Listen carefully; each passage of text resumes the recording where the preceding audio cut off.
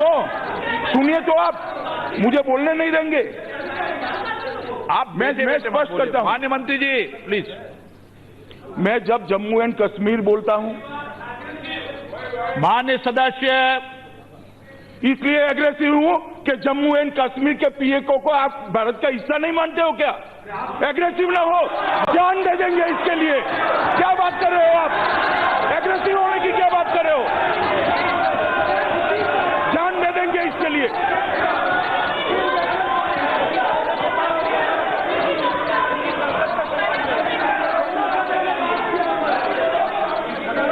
सभापति महोदय, मैं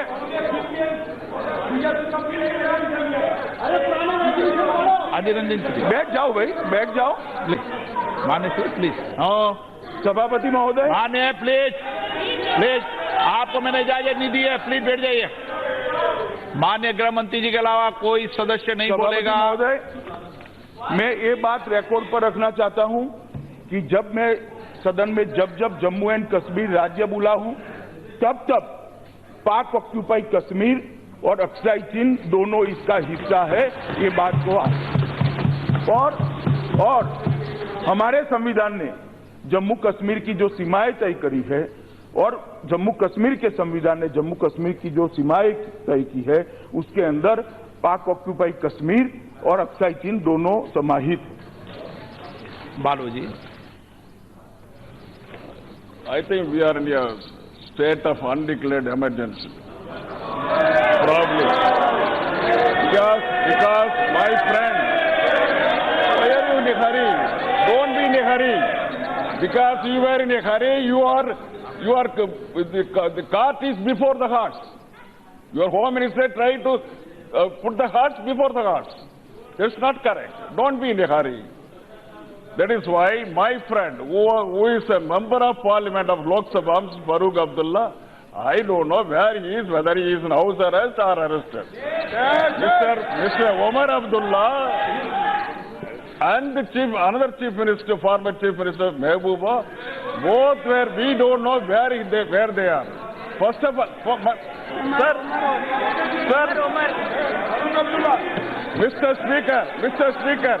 Mr. Speaker, I am on a five-judge. माननीय सदस्य आप member judgment. I am on a five-member judgment. माननीय सदस्य आप विराजे। माननीय सदस्य आप विराजे। जब माननीय सदस्य प्लीज सिट डाउन, प्लीज माननीय सदस्य प्लीज सिट डाउन, प्लीज बात नो। जब माननीय सदस्य प्लीज, मैं आपको आपको चर्चा के समय, आपको डिबेट के समय पूरा मौका दूंगा। माननीय सदस्य, आप जो बोलना है बोलना, डिबेट पर आप बोलना। हाँ, डिबेट पे इश्यू उठाना, डिबेट शुरू हो चुकी। नो, प्लीज अब माननीय गृह मंत्री जी बिल पर प्रस्तावना करेंगे। प्लीज आप डिबेट पर चर्चा करना, उस समय बोलना। आप डिबेट पर चर्चा होगी ना, जब बोलना ना आप जितना बोलना चाहे बोलने की परमिशन दूंगा डिबेट के समय। हाँ, बोलने की परमिशन दूंगा डिबेट के समय। प्लीज बैठ जाइए। आपके सदस्य बोलेंगे डिबेट पर, आप भी बोल लेना। जिस भी माननीय सदस्य को बोलना है डिबेट पर बोलना, अपने दल के नेताओं से बात। प्लीज, आपको डिबेट पर चांस दूंगा, आपको। नो, अभी बिल पर ऑब्जेक्शन नहीं, आप जनरल बात बोल रहे हैं। नो, माननीय गृह मंत्री जी ने कहा आपको बोलने का मौका दे दिया। माननीय गृह दूंगा।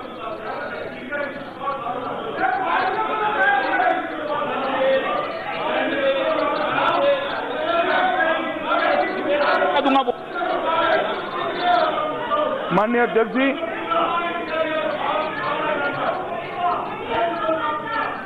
अध्यक्ष जी, इस सदन ने बहुत सारे ऐतिहासिक क्षण देखे हैं।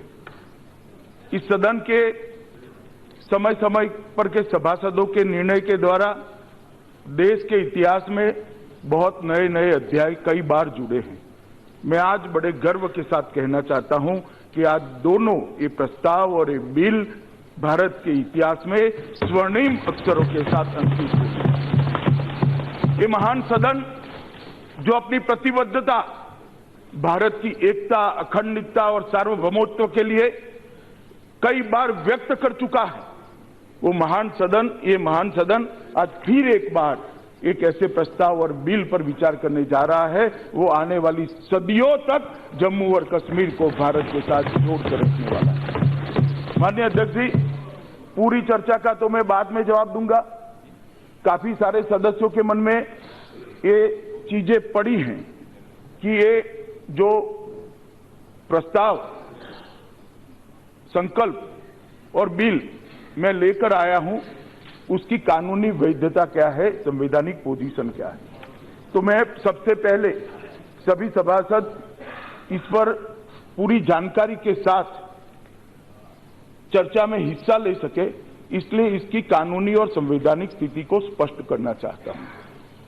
सभापति, माननीय अध्यक्ष जी, राष्ट्रपति महोदय ने कल एक कॉन्स्टिट्यूशन ऑर्डर 2019 साइन किया है। इसके तहत 370(1)D, अनुच्छेद 370 के 1D का उपयोग करते हुए ये एक संवैधानिक ऑर्डर उन्होंने पास की है, जिसमें भारत के संविधान के सारे अनुबंध जम्मू और कश्मीर के संविधान को लागू होंगे और इसका मतलब है कि 35A चली और 367 और 370(1)D को एक साथ में पढ़ते हुए जो अधिकार प्राप्त होता है, वो अधिकार के तहत राष्ट्रपति महोदय ने एक जहां भारत के संविधान में कॉन्स्टिट्यूएंट असेंबली ऑफ जम्मू और कश्मीर लिखा गया है, वहां पर इसको जम्मू और कश्मीर लेजिस्लेटिव असेंबली पढ़ा जाए, इस प्रकार का भी इस कॉन्स्टिट्यूशन ऑर्डर के अंदर उल्लेख किया है। और एक रेजोल्यूशन है जो मैंने अभी पढ़ा, जिसके तहत धारा 370(3) का उपयोग करते हुए कश्मीर के अंदर कश्मीर के बारे में जो 370 का उपयोग हो रहा है, इसको सीज करने का एक प्रस्ताव, अगर सदन इसको अनुमति देता है तो राष्ट्रपति महोदय कल या परसों उनकी अनुकूलता से इसको साइन करके गैजेट में प्रसिद्ध करेंगे। और तीसरा, बाइफर्केशन एक्ट लेकर मैं आया हूं, इस पर मैं बाद में बताऊंगा। सभापति महोदय, एक सवाल कल भी अपर हाउस में उठा था, आज भी काफी सारे सदस्यों के मन में ये बात है कि भाई ये अधिकार कहां से प्राप्त होता है। मैं सारे सदन के उपयोग के लिए आर्टिकल 370 जो है, आर्टिकल 370 की धारा 3 को पढ़ना चाहता हूं और सभी सदस्य इसको ध्यान से सुनिए। Notwithstanding anything in the foregoing provisions of this article, the President may, by public notification, declare that this article shall cease to be operative or shall be operative only with such exception and modification and from such date as he may specify. राष्ट्रपति महोदय को अधिकार है एक notification निकालकर धारा 300 पढ़ता हूं पर बैठ, अरे बैठो जो, अरे पूरा सुनिए भाई, पहले सुनिए, बैठिए। आप जो पूछेंगे सब चीज का जवाब दूंगा बालू साहब। मन में सोचते इस तरह से दुनिया नहीं चलती है, संविधान के हिसाब से चलती है। आप मुझे पहले सुनिए। सभापति महोदय, इसका मतलब ये होता है कि धारा 370(3) का उपयोग कर राष्ट्रपति महोदय 370 को सीज कर सकते हैं, संपूर्ण तरीके से सीज कर सकते हैं, ये इनका अधिकार है। मगर उसमें राइडर डाला हुआ है, provided that the recommendation of the constituent assembly of the state referred to in clause 2 shall be necessary before the president issues such a notification। तो राष्ट्रपति महोदय तभी ये नोटिफिकेशन निकाल सकते हैं जब जम्मू और कश्मीर की कॉन्स्टिट्यूएंट असेंबली का अनुशंसा हो। तो राष्ट्रपति महोदय के जो अधिकार है उस पर जम्मू एंड कश्मीर की कॉन्स्टिट्यूएंट असेंबली की अनुशंसा को बाद ही करने का एक राइडर संविधान ने लगाया है। अब मैं आता हूं मान्यवर कॉन्स्टिट्यूएंट असेंबली पर।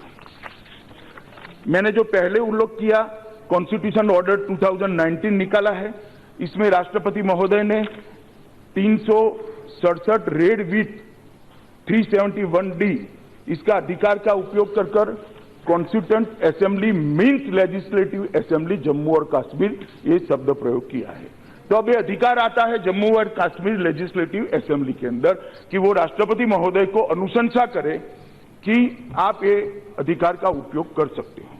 अब काफी सारे सभासद होंगे, ये कहेंगे कि भाई ऐसा नहीं कर सकते हो। मैं इतिहास उनको बताना चाहता हूं। इस प्रोविजन का उपयोग कांग्रेस ने इसी रास्ते से 2 बार किया है। पहली बार 1952 में, दूसरी बार 1965 में। 1952 में 371D का उपयोग करते हुए उन्होंने महाराजा की जगह सदरे रियासत किया, महाराजा का नाम निकालकर सदरे रियासत किया, और 1965 में सदरे रियासत की जगह गवर्नर किया। मेरा इतना ही कहना है कि जब कांग्रेस पार्टी इतना जो हो हल्ला कर रही है, उनके शासन में 2 बार राष्ट्रपति महोदय, भाई अब आप महोदय ये ठीक नहीं है, महोदय ठीक नहीं, इतना जो हो हल्ला कर रहे हो इसका 2 बार उपयोग राष्ट्रपति महोदय ने अपने अधिकार का उपयोग कांग्रेस के शासन में कैबिनेट की अनुशंसा से ही किया है। कैबिनेट मतलब सरकार। और अब आया असेंबली। अभी महोदय आप जानते हैं, पूरा देश जानता है कि जम्मू एंड कश्मीर में राष्ट्रपति शासन चल रहा है। राष्ट्रपति शासन धारा 356 के अंतर्गत लगता है। धारा 356(1)(b) इसके हिसाब से असेंबली की पूरी सत्ताएं ये दोनों सदनों में निहित है। ये दोनों सदनों का जो भी अभिप्राय है वो ही असेंबली का अभिप्राय होता है। तो कल मान्यवर मैं राज्यसभा से अनुमति लेकर आपके सामने उपस्थित हुआ हूं और मुझे भरोसा है कि ये सदन धारा 370 हटाने के लिए अनुमोदन मुझे जरूर देगा। ये दोनों चीजें जो मैंने रखी है ये संविधान का किस अधिकार के तहत राष्ट्रपति जी ने और भारत सरकार ने ये संकल्प और ये बिल में लेकर आया हूं, इसको समझाने के लिए मैंने सदन के सामने रखा है। इस पर जो भी विवाद हो सकता है, जो भी आपकी तकलीफ हो सकती है, इसका जवाब मैं जरूर दूंगा, तसल्ली से दूंगा। मगर हम वाद विवाद करें, वितंडावाद ना करें। वाद विवाद से मुझे कोई तकलीफ नहीं। मैं एक बात कहता हूं, उसके सामने आप 2 चीज खड़ी कर सकते हो। मेरा दायित्व है, संवैधानिक दायित्व है कि मैं इसका जवाब दूं सदन को, परंतु हो हल्ला करेंगे तो किसी की बात सुनाई नहीं पड़ेगी। अब जहां तक बाइफर्केशन का सवाल है मान्यवर, बहुत समय से लद्दाख क्षेत्र की मांग थी कि वहां पर एक यूटी बनाया जाए। इसलिए ये मांग के तहत हम जम्मू कश्मीर में 2 यूटी लेकर आ रहे हैं। एक यूटी लद्दाख क्षेत्र की होगी जिसमें अक्साई चीन भी समाहित होगा, और वहां दोनों हिल काउंसिल जो बनी है वो चालू रहेगी, और हिल काउंसिल के अध्यक्ष को मिनिस्टर का दर्जे के साथ वो अपना कार्यभार, अपना एडमिनिस्ट्रेशन करते रहेंगे, जिससे स्थानीय नुमाइंदों की पूरी आवाज हिल काउंसिल के अंदर सुनाई देगी। तो किसी के लोकतांत्रिक अधिकारों का हनन होने का सवाल ही नहीं। और जम्मू कश्मीर यूटी बनेगी, वो बीथ असेंबली बनेगी, वहां एमएलए भी होंगे, वहां मुख्यमंत्री भी होंगे, वहां मुख्यमंत्री लोगों के द्वारा चुने हुए ही होंगे, और वो जम्मू कश्मीर के प्रशासन का डे टू डे काम करेंगे। तो एक दूसरा बिल मैं लेकर आया हूं कि 2 यूटी बनाए जाए, और इसका भी मैंने जैसे पहले आगे कहा कि जम्मू कश्मीर भारत का अभिन्न अंग है, आर्टिकल 1 और जम्मू कश्मीर के आर्टिकल 3 दोनों को साथ में पढ़ते हैं, तो इसका भी पूर्ण अधिकार इस संसद को है। तो ये दोनों बिल लेकर मैं आपके सामने उपस्थित हुआ हूं। अब सारे लोगों को अपने अपने विचार रखने का अधिकार है। जो पार्टियों ने लिस्ट दी है उसके हिसाब से रखे। मैं तसल्ली से एक सेकंड यहां बैठने वाला हूं, पूरा नोट करूंगा। आपके सारे प्रश्नों का जवाब देने की मेरी तैयारी भी है, परंतु शांत वातावरण में चर्चा हो तो घाटी भी हमें देख रही है, देश भी देख रहा है और दुनिया भी देख रही है। तो श्री मनीष तिवारी जी। अध्यक्ष महोदय, आज हम एक बहुत ही संवेदनशील विधेयक के ऊपर चर्चा करने के लिए इस सदन में एकत्रित हुए हैं। ये जो